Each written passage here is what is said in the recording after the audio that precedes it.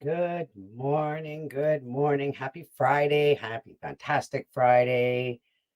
Happy fantastic Friday.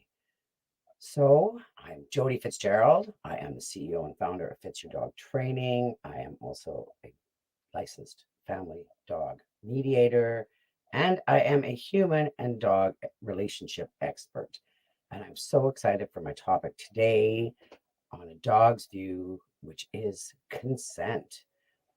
I don't think I've talked about consent in a while, and I really think it's a very, very, very important topic for every dog owner, dog lover, dog caregiver to think about the consent that they offer and that they allow their dog to have choices when they hear their yes, when you see their yes.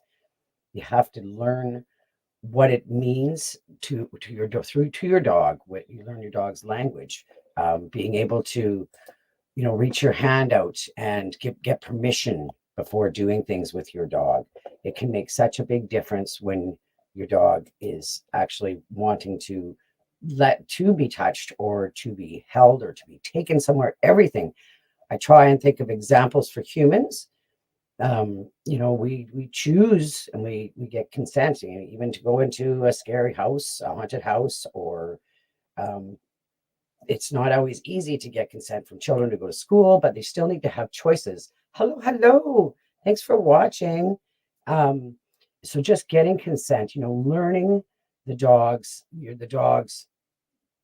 responses, the physical responses, the physical resistance to something, whether it's being touched or being moved or being made to do something. Even going into a car can be scary. So finding the ways to help your dog to feel safe, and so that you have their consent.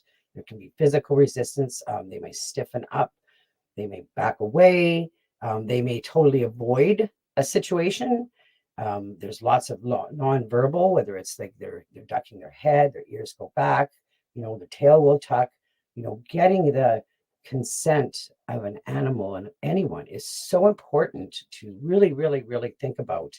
Um, Dogs sometimes will even shut down, right? We dogs, and they're so scared. So there's no consent, there's no yes to a movement or to an action if a dog is totally not wanting to do something, getting that consent. I love, um, this is something that the first person that I really found the words and showed me the words to even explain this was Matt Eisner, and I loved the way he explained it, and I think about it all the time. So I will actually put my hand near my dog, and they will give you a consent to pet them, and you've got to learn how to recognize it from that dog. My dogs will often, reach towards me with their face, or they will put a paw out. One of my dogs will give this little silent, and he'll raise a paw and show me his belly a bit. So really looking for that consent and recognizing how very important it is for the autonomy of an animal, of everyone, to have that consent. It's such a priority. And when you take your time, you can find ways to get consent for things that, because of course there's things that need to be done with dogs and for dogs without them wanting you to do it. But when you take the time, you can help them accept what needs to be done. And like I'm saying, even the pause, I can't even imagine how much groomers go through, because and vets, they don't have the time to spend all this energy to get the dog's consent, especially in an emergency. So it's really difficult for to maintain always having that consent, but we do our best. And when you're aware, even just aware that you're not, that the animal is not wanting something done to them or at them or to go somewhere, is the beginning of getting consent and helping them through it. So please think about learning your dog's body language and their signs of saying no and their signs of saying yes. Taking the time just to be pat, like I said, I find most dogs do not really want to be patted on the head.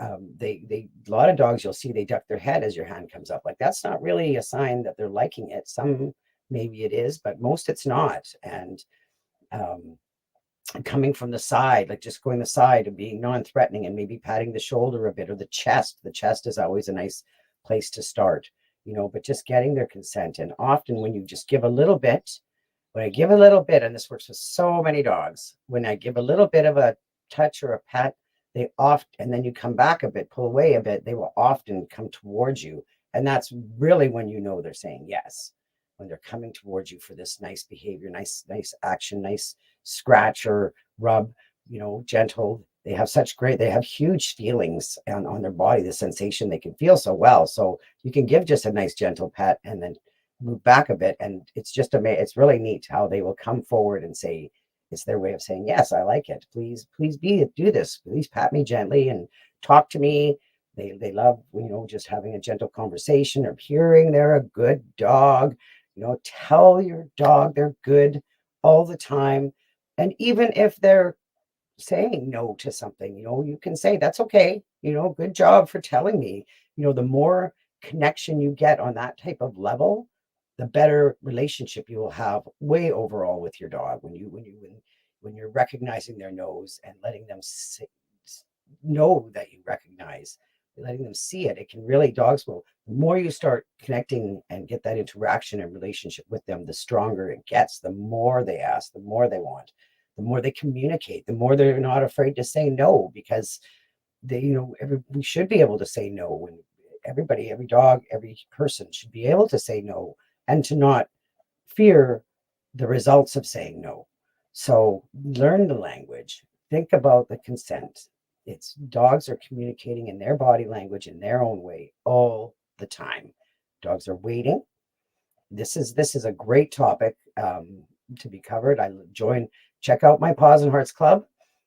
It's so important to learn how to understand your dog and what your dog really needs and how to get consent from your dog. So check out the pawsandheartsclub.com. Don't be afraid to book a call and speak with me if you have questions, if you want to learn more, because I'm dedicated. That's what I'm here to do. I am a human and dog relationship expert, and I want to help everybody, every dog lover and dog caregiver, have a better relationship with their dog. Thanks for watching. I don't know if there's any comments, but just please don't be afraid to check it out and think about this consent. Let me know in the comments. Do you recognize some signs of consent or saying no to you when your dog is communicating with you? Tell me, let me know what you think. I will never forget, I asked a client a few years ago, I said, do you know your dogs? Yes and no. And she said, well, my dog shakes his head. So I think there's a huge communication gap. Dogs and humans don't speak the same language. Dogs are a completely different species than humans.